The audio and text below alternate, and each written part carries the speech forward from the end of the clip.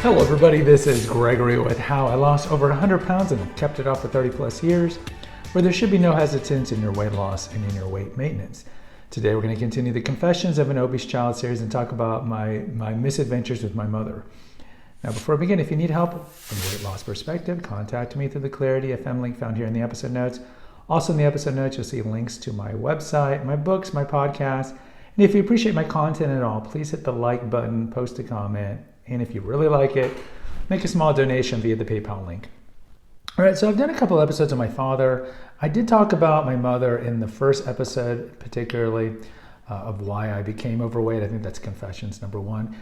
My mother's interesting. So she's from Mexico, and I noticed like when I do these videos, I do the same accent for my mother and my father. It's like, Gregory, why do you want to do that? It's like the same accent. I don't know a lot of accents. So my mother, as I mentioned in the first episode, was always depressed. So she was always on antidepressants and not the most nurturing woman. She's still alive, unlike my father who died about 14 years ago. I still see my mother. She lives in Houston. I don't live in Houston, but I do visit her quite a bit. And for being 82 years old, she's quite lucid and she's ambulatory.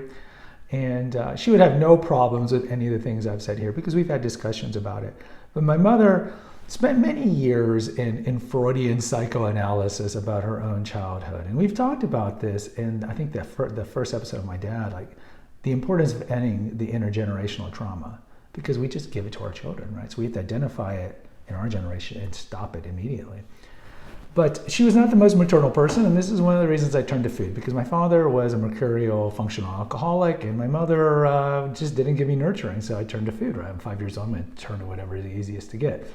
Now my mother, fascinating things about her. She started to smoke. She never drank because, again, people who are around alcoholics either don't drink or they drink too much, so she was not a drinker.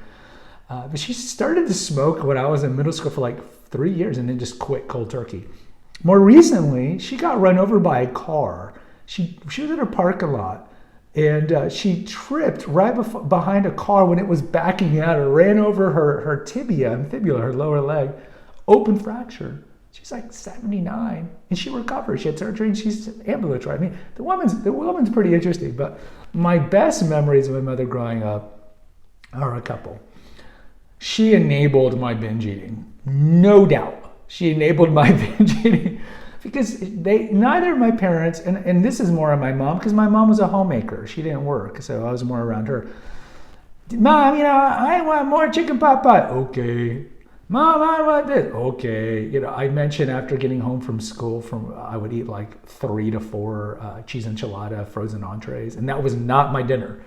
Like I didn't warm them up. Like, Mom, I want the cheese enchilada. Okay. And I mentioned before, it's like the best analogy is Cartman's mom from South Park. Just how Cartman is just such a brat, and the mom is just very nice and just gives him whatever. It was kind of the same thing. So.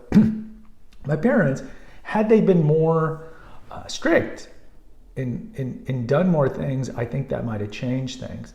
But either way, I mean, whatever I wanted, she essentially gave me.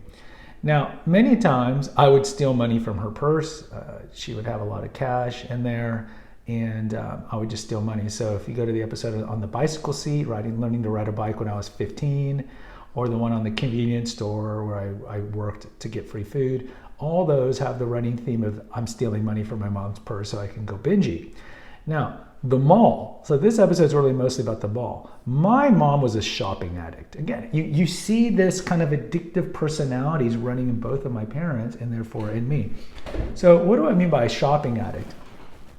My mother, didn't have the best fashion. She's the wife of a doctor, so she had to dress up. Back then, they would go to like the doctor's club, back when doctors had their little country club, and she'd have to dress up and so forth. But by the time in the 80s, she's probably, in her 50, 55 or so. And she would still go to the mall. And the way it worked was in the summer or on the weekends during the school year, we would drive all around Houston. Farthest mall possible just to try a new mall. And she'd be like, we want to go to a new mall. We'd try these new stores. And the same thing is, it's like every mall had the same outlets or had the same anchors.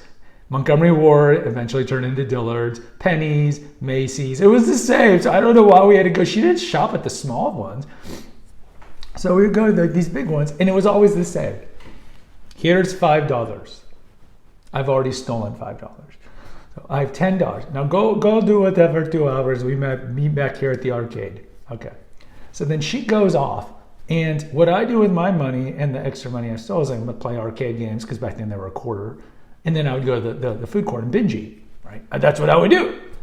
And then what's my mom doing? I meet her back in 2 hours. She's got bags of clothes. I'm like, okay. And I kind of knew this, when this is going on, like 13, 14 years old. I kind of knew what was going on. So we get back to the car, open the trunk, tons of bags, unopened shopping bags. She buys more stuff. Then you go to our house. Every closet in our house, you open it, bags are falling down from every shelf. Every shelf. So my mom had a shopping addiction in that she felt better to buy stuff, but she never opened the stuff. She never wear it. It's not like she was overweight, because she was a little portly at this point, but it's not like she tried it on. Oh, I don't know, I'm trying to fit into a smaller size. I'm trying to get these small sizes to kind of maneuver myself and motivate myself to lose weight. No, that's giving her way too much credit. She wouldn't even try these on. She wouldn't even try them on. So every room, including my closet, every closet, the garage, everywhere, just packed shopping bags of clothes that she'd buy that she would never use. So I asked my dad, I'd be like, Dad, what's going on? Oh, that's just the way she is. He didn't know what to do with it at all.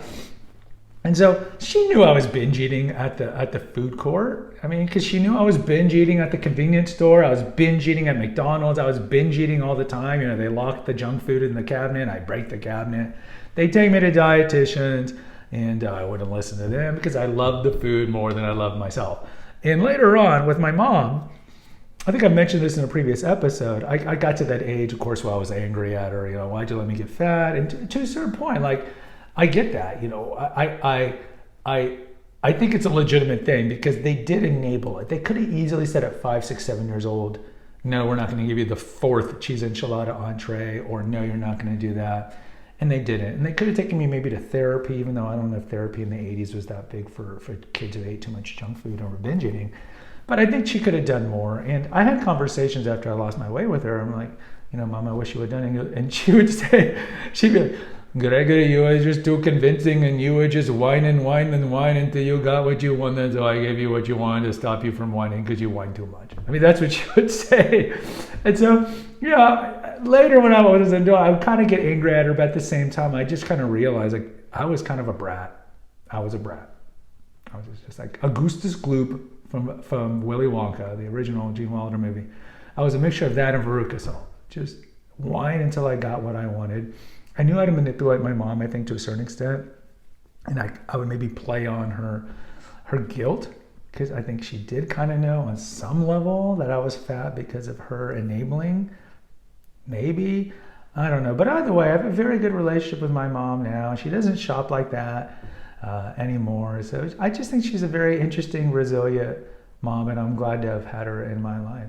Guys, post in the comments if you can relate, if you have stories like this about your family. Hit the notification, subscribe, and share with others. Until next time, take care, God bless, and pray.